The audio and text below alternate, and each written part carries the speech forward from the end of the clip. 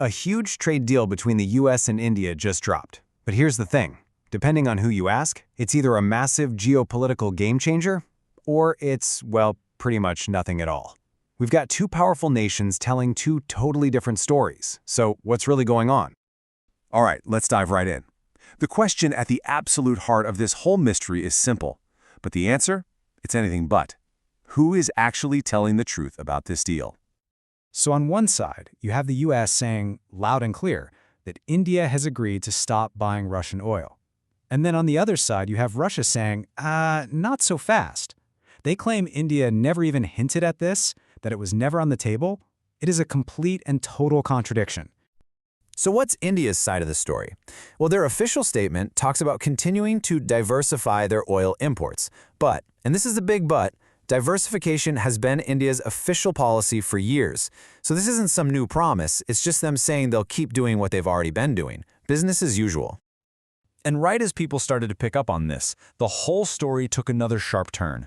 The language coming out of the White House, it started to change in a very, very interesting way. And this is where you really have to pay attention to the words being used. See, the first claim was about a $500 billion purchase of American goods, but later, the White House started describing it as a $500 billion investment. Now, those are two completely different things. It's like the difference between buying a coffee and buying stock in the coffee shop. I mean, that's a huge inconsistency, and it definitely got a lot of people scratching their heads. To really get what's happening here, we need to rewind a bit and look at the backstory, because this deal didn't just appear out of thin air. The months leading up to it were packed with some incredibly aggressive, high-pressure negotiations, and most of that was coming from the US side. Initially, the U.S. stance was just incredibly tough.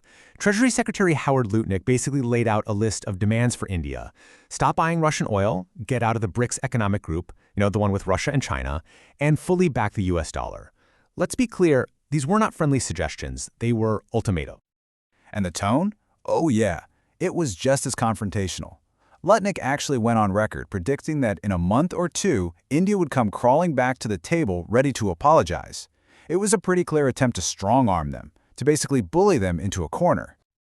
So how did India react to all this pressure? Did they cave? Nope.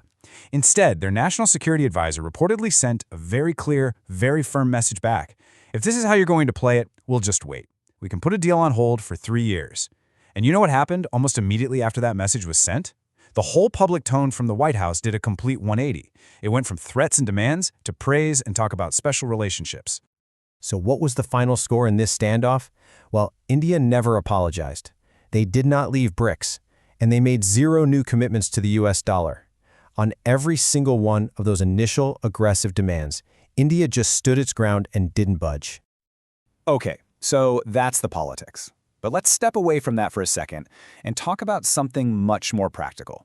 Because when you look at the hard logistical facts of the oil trade, that US claim starts to look, well, even more impossible.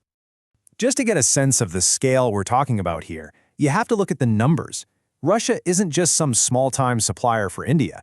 They provide roughly 40% of India's total crude oil imports. That is a massive chunk of the pie. You can't just replace that with a snap of your fingers. In fact, there are 3 huge hurdles.